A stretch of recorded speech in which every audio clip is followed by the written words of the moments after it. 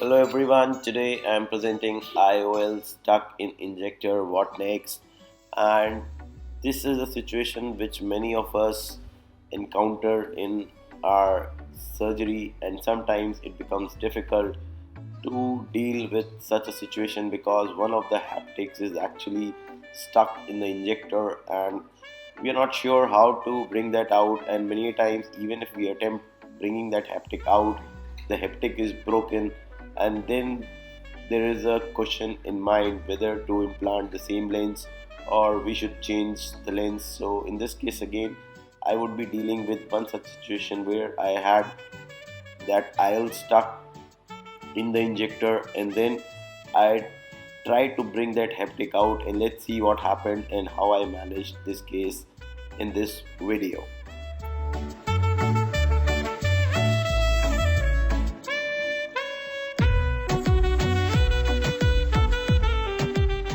After doing Rex's, hydro was done, and I always tap the nucleus to displace any fluid that is trapped behind. And then, after injecting Visco, I would be dialing this nucleus. And as I have told in many of my videos, is that you don't really require that 360-degree rotation. Just a minimal dialing is sufficient enough to break that adhesion between the lens and the capsule.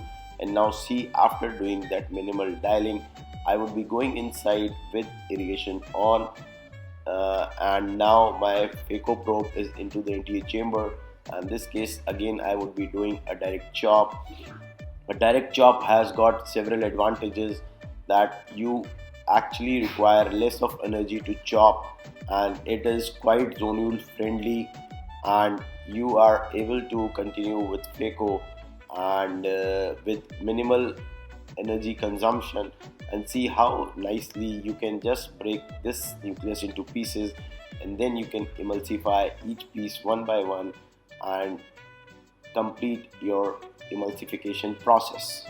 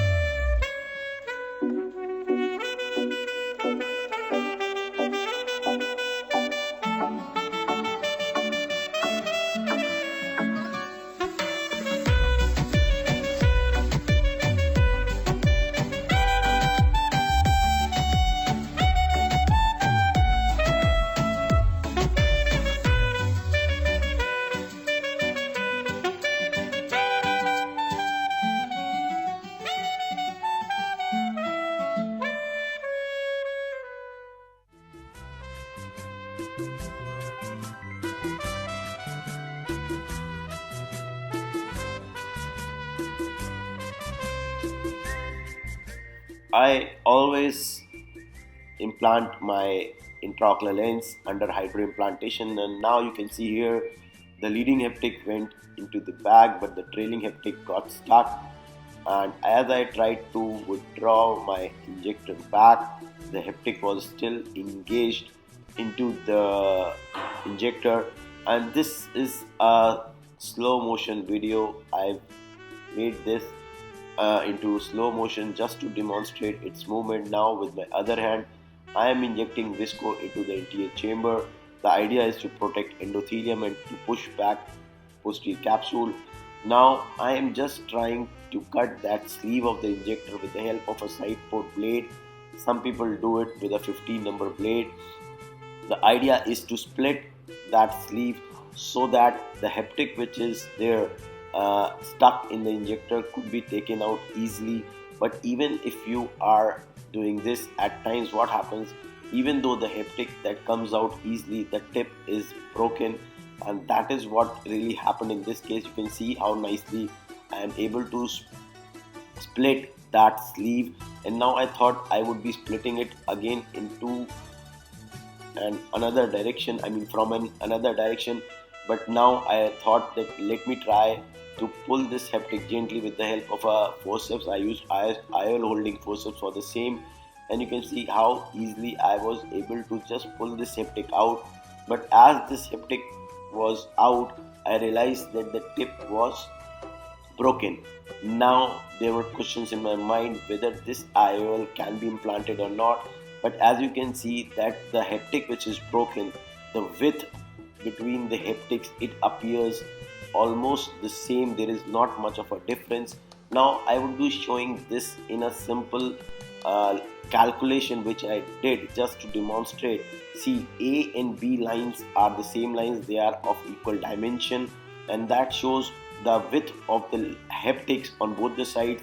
And C is a line which shows the maximum width of the haptic which is not broken, and that is just about a millimeter more. So I thought that just a millimeter of decentration may be there in implanting this IOL. And so with this calculation I plan to implant this very IOL into the bag, and I thought if I would just have any marked decentration, then I would be explanting this IOL. Now let's see whether this implantation of IOL in the bag caused any problem or not.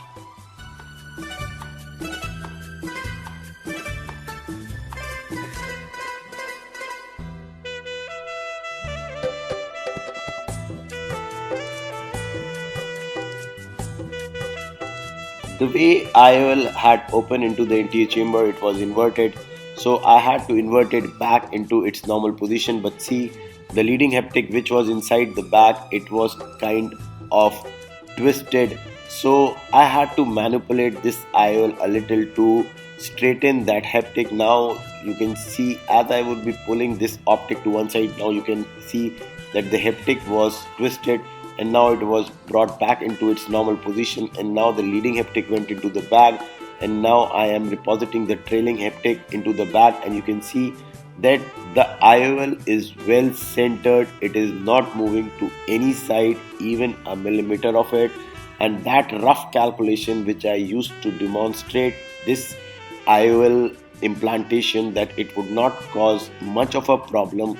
And see, the IOL is nicely in bag, and there isn't a shift anywhere to any side, and it is perfectly centered in the bag.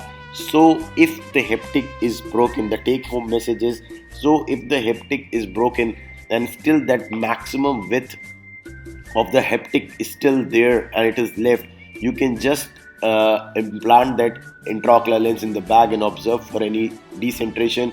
If any decentration is there, then probably you can change, otherwise you can leave it safely.